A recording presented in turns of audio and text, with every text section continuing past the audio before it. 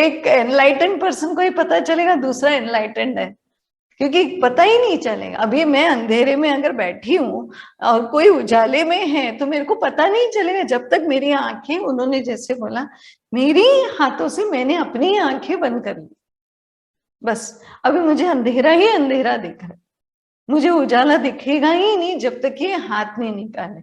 तो गुरु क्या करते हैं, एकदम से अगर हाथ निकाल देंगे तो हम चौंक जाएंगे, इतना जोरदार तेज आएगा, जैसे अपने अर्जुन का हो गया 11वां अध्याय में, वो विश्व रूप दर्शन के लिए जो दर्शन दे दिया कृष्ण ने, वो तो हिल गए पूरा ही, बोले बस बस बस बस बस बस आप आ जाओ, अपने चतुर्भुज रूप में आ जाओ, क्योंकि वो देखा नहीं गया, इतना जो तेज है वो देखा नहीं जाता।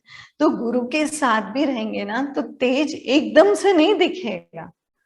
हमको ऐसा लगता है गुरु के साथ रहेंगे तो एकदम बहुत सारा ऐसा एनर्जी आएगा, बहुत लाइट दिखेगा, ऐसा नहीं होता है। वो जैसे जैसे उनका सेशन होगा या उनका कुछ वाणी होगा या कुछ भजन होगा, उसमें से धीरे धीरे धीरे से वो एनर्जी फिल्टर होगा और हमको भी वैसे ही मिलेगा, वही धारा में मिलेगा। तो वो लेने के लिए हमारे पास उतना तीव्र इच्छा और होश, ये दो चीज चाहिए। तो अभी जब ये दड़मा बोल रहे हैं तो हम सुन सकते हैं, और अगर हम होश से सुनेंगे तो उनके द्वारा जो हमको एनर्जी मिलना है वो भी मिलेगा। थोड़ा ध्यान जरूरी है, बस थोड़ा सा। वाणी में अटक गए तो वाणी में अटक जाएंगे, और वाणी के बीच में जो गैप्स है उसमें जो संधि बोलते हैं हम लोग, वो संधि में होता है परमात्मा, परमात्मा की शक्ति, और ये जो हम लोग सत्संग की एनर्जी बोलते हैं, तो उसको हमको महसूस करना है और पकड़ना है। ये दो चीज के लिए पूरा होश चाहिए। लेकिन उससे पहले तो हमको हाथ आंखों पे से निकालना पड़ेगा।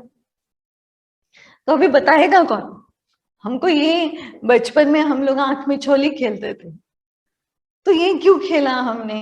हम लोग सोचा ही नहीं कि आंख मिचोली क्यों खेल रहे थे, क्यों खेल रहे थे। एक छुप जाता है, फिर बाकी आंख बंद करते, बाकी सब छुप जाते हैं, फिर वो बेचारा आंख खोलता है, हाथ निकालता है आंखों से, फिर ढूंढता है सबको, किधर है किधर है किधर है किधर है। ये सब क्यों खेलते हैं? बच्चों के साथ भी हम लोग ऐसा आंख बंद करके छुप के फिर दिख गया करके बच्चों को मस्ती में खेलते हैं, 1 साल 1.5 साल के बच्चे के साथ। ये छुपना देखना ये सब क्या है? दिन रात ये सब क्या है? अंधेरा और रोशनी क्या है? ये यही है जो आज हम लोग गीता में लेने वाले, इसके लिए यहाँ से शुरू किया। तो अभी हम लोग गीता शुरू करते हैं। ओम नमो भगवते वासुदेवाय। कृष्ण की याद से संशय जब तक है श्रद्धा फलित नहीं होगा। श्रद्धा होगा तो ज्ञान होगा, श्रद्धा होगा तो गुरु दिखेंगे, श्रद्धा होगा तो ज्ञान उतरेगा, ज्ञान सुनाई देगा। लेकिन जब तक श्रद्धा नहीं है, जब तक संदेह है, श्रद्धा हो ही नहीं सकता है। तो संदेह वाला मन है और श्रद्धा वाला आत्मा है। तो संदेह, मन का क्या काम है? डाउट करना, हर एक चीज में संदेह करना, फिर तर्क लगाना, फिर उसमें से उत्तर जानना और उसी में अटक जाना। क्यों? उसमें मन प्रगाढ़ होता है, क्योंकि मन का एक आइडेंटिटी बन जाता है कि मैं कुछ हूं, मुझे पता है, बुद्धि आ जाती है। ये सब नहीं होता है श्रद्धा में। श्रद्धा में समर्पण होता है, श्रद्धा में विश्वास है, श्रद्धा इज ट्रस्ट। तो ये बहुत जरूरी है, एक स्वीकृति। जब तक स्वीकृति नहीं है हमको कुछ नहीं मिलता। हमको पहले मान के स्वीकृत करना है। तो अभी गुरु है, स्वामी जी है, जो भी है दड़मा, इन लोग जो भी बोलते हैं तो हम स्वीकृति से हमको सुनना है, एक्सेप्टेंस। तो एक्सेप्टेंस किससे आता है? श्रद्धा से आता है। तो संदेह अगर मन में है, ये क्या बोल रहे हैं, मेरे को नहीं समझ में आ रहा, ये मेरे को नहीं पसंद आ रहा, इसमें हम अटक जाएंगे ना, हमको ज्ञान की स्वीकृति नहीं होगी, क्योंकि श्रद्धा नहीं है। तो दीदी ने ये बताई हुई एक कहानी में बताती हूँ। एक बार एक बकरी होती है, आप मैया जी के सत्संग का ही कहानी है। तो वो बकरी छोटी सी होती है और वो घूमती रहती है जंगल में, घूम गई है, माँ से अलग हो गई है। तो अभी उसको मन में आ गया भय, छोटी सी है, तो उसने एक शेर का पग चिन्ह देख लिया, तो बड़े बड़े ऐसे पग चिन्ह थे, उसके पास बैठ गई। फिर जो भी आए बोले पता है ये जो दिख रहा है ना, ये मेरा दोस्त है, ये मेरे को पहचान का है, ये मेरे साथ है। तो सब देखते और बोलते अरे बाप रे, शेर के पग चिन्ह है, ये तो शेर के साथ है, हम छोड़ देंगे इसको। तो ऐसे जितने भी प्राणी आए सारे चले गए, क्योंकि वो बकरी छोटी सी, वैसे तो खा जाते हैं, बट पग चिन्ह देखते माय गॉड ये तो लायन है, शेर का है, नहीं नहीं नहीं, नहीं चलो चलो, उसको छोड़ दिया।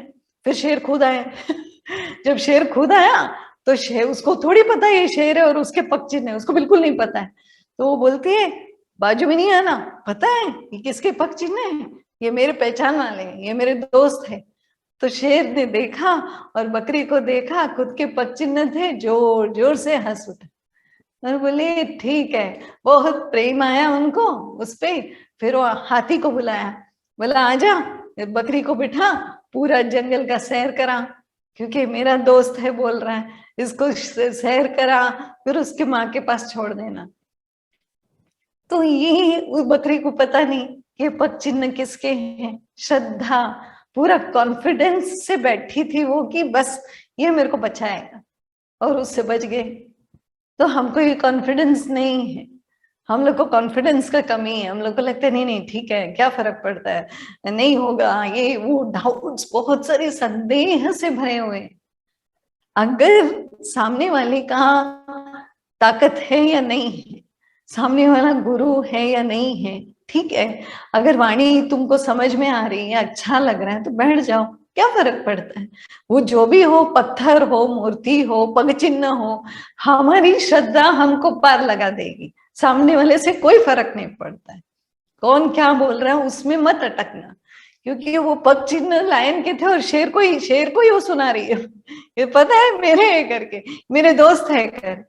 तो ऐसा है, तो हमको फर्क नहीं पड़ना चाहिए कि कहाँ से क्या आ रहा है, हमारी स्वीकृति है क्या, हम तैयार हैं क्या ज्ञान लेने के लिए, हम वो जगह में हैं जहाँ पे हमको स्वीकृत करना है कुछ, तो आ जाएगा। फिर परमात्मा अपनी बाहें खोल के हमारे अंदर जो चाहिए वो डाल देंगे। वो तो ऐसी लाइक वेव्स ओशन में जो आता है, जो नदी जैसे बहती है पानी, वैसे हमारे भीतर सब कुछ आ जाएगा अगर हम स्वीकृति में हैं।